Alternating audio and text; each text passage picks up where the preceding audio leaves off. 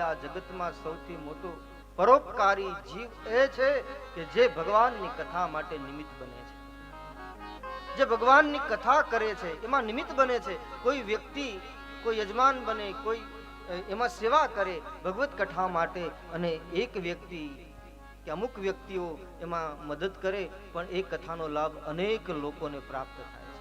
અને કઠિન કલિકાલમાં આ કલયુગની અંદર ભગવત કથા, રામ કથા જે જીવોને પ્રાપ્ત થાય છે, જેના દ્વારા પ્રાપ્ત થાય છે, જે નિમિત્ત બને છે, એ પરમ ઉપકારી છે. આ ભગવાન શિવ સ્વયં એમનો મહિમા ગાય છે.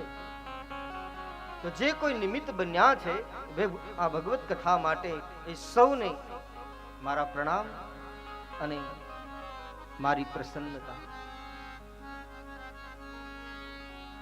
રામ કથા ભગવાનની વિશેષ કૃપાથી આપણને પ્રાપ્ત થાય છે.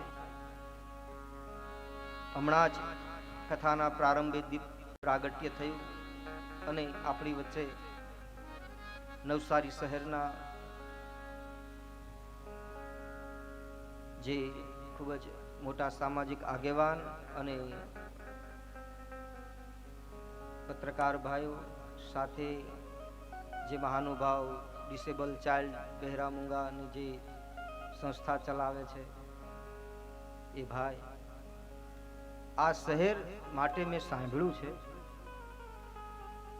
રામકથા ગાવા મારી વ્યાસપીઠ નવસારી શહેરમાં બિલકુલ પહેલી વાર આવી છે. પણ મેં એવું સાંભળ્યું છે કે આ સંસ્કારી નગરી છે. અનેક કવિઓના મુખે અનેક શબ્દો આ નગરી માટે મેં સાંભળ્યા છે. એમનું દર્શન પણ થયું છે, એનો વિશેષ આનંદ છે. ગઈકાલે પોથીયાત્રા આપણે પ્રારંભ થઈ, લંકા વિજય હનુમાન, ત્યાંથી પોથીયાત્રા પ્રારંભ થઈ. મારા મનમાં એક મનસુખભાઈ થોડો ભ્રમ હતો કે અમારે સૌરાષ્ટ્રની અંદર પોથીયાત્રા થાય, ગામડાઓમાં હજારો લોકો જોડાય અને પછી જે રાસ રમે ને એ 2-4 કલાક 5 કલાક, મને એમ હતું કે અહીંયા એટલું બધું નહીં હોય, પણ અહીંયા જમાવટ કરી.